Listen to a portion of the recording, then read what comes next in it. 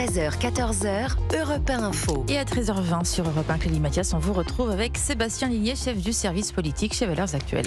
Xenia Fedorova nous rejoint dans un instant. On va commencer avec cette annonce de Bercy qui va augmenter d'office la taxe foncière pour 7,4 millions de logements en 2026. Le ministère de l'économie qui va d'autorité considérer que l'ensemble de ces habitations disposent de tous les éléments de confort. On va y venir, Sébastien Ligné. Je voudrais vous faire écouter avant cela Louis Alliot, maire Rassemblement national de Perpignan, qui a critiqué, et ce n'est pas le seul, cette hausse de la taxe foncière. Il était sur Sud Radio ce matin. Cette taxe foncière, du fait de l'augmentation des bases, c'est-à-dire de l'État, a déjà augmenté sur tout le mandat. Donc en rajouter une louche, si vous voulez, ça me paraît totalement incroyable, et j'ajoute que les critères qui sont pris en compte pour augmenter cette taxe foncière encore plus, le fait d'avoir une douche chez soi est considéré comme l'électricité, est considéré comme, j'allais dire, un équipement de confort, ça me paraît pour les coups délirant. Alors Sébastien Ligné, vous êtes littéralement tombé de votre chaise, c'est ce que vous me disiez. Oui, parce que moi je ne suis pas propriétaire, donc j'ai découvert en préparant cette émission le côté complètement j'ai envie de dire, oui, presque communiste, socialisant de cette taxe foncière. Parce que faut bien expliquer aux gens.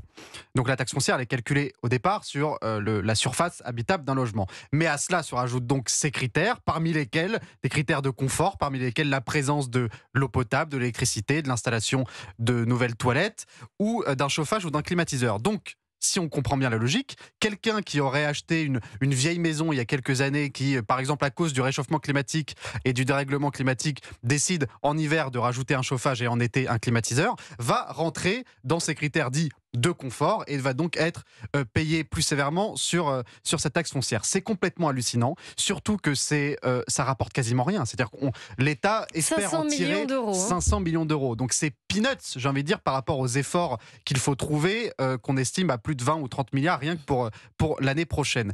Surtout que ça va avoir une double conséquence, cette histoire. Déjà, vous accentuez encore la pression fiscale, toujours sur les mêmes, c'est-à-dire notamment la classe moyenne qui est propriétaire ou nouvellement propriétaire.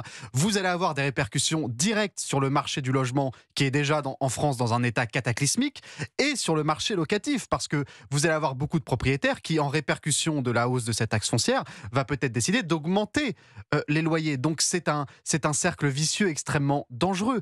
Moi, je trouve que c'est assez révélateur de l'état d'esprit des gens qui nous gouvernent, c'est-à-dire qu'on a de l'argent à trouver, en effet, et au lieu de la trouver, par exemple, dans le train de vie de l'État, dans l'immigration, dans notre système social et notre système de retraite, non, on va toujours faire les poches aux mêmes. Ceux qui travaillent, ceux qui ont travaillé parfois toute leur vie pour s'acheter un logement et qui découvrent des taxes foncières qui augmentent de 20-30% en quelques années.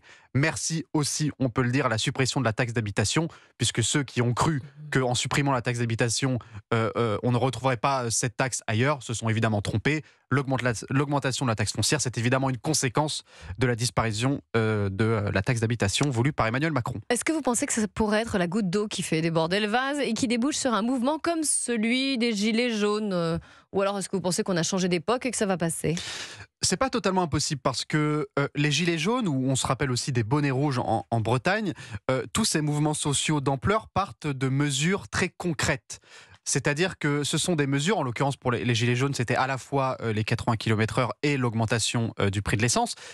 C'était des éléments qui touchaient tout le monde dans leur quotidien. Là, avec la taxe foncière, en effet, là, qui vont toucher, je crois, un peu plus de 7 millions de ménages l'année prochaine, vous êtes dans quelque chose de très concret. C'est-à-dire qu'à la fin, quand vous payez vos impôts, les Français ne sont pas complètement idiots. Ils voient bien ce qui augmente et ce qui n'augmente pas. Et je pense que c'est cette notion très concrète de la hausse du matraquage fiscal qui peut entraîner une colère. De la même manière que l'explosion du coût de l'électricité peut allumer la mèche d'une colère sociale. Moi, je pense que le prochain grand mouvement social d'ampleur sera finalement une conséquence de toutes ces hausses-là. Je ne suis pas sûr que ce soit simplement la taxe foncière. Je pense que ce sera un paquet général. La taxe foncière, la hausse des loyers, le prix de l'électricité, l'essence, le fait que les salaires n'augmentent pas assez, l'inflation. Voilà, je pense que ce sera un paquet général qui fera allumer la mèche de la prochaine colère sociale.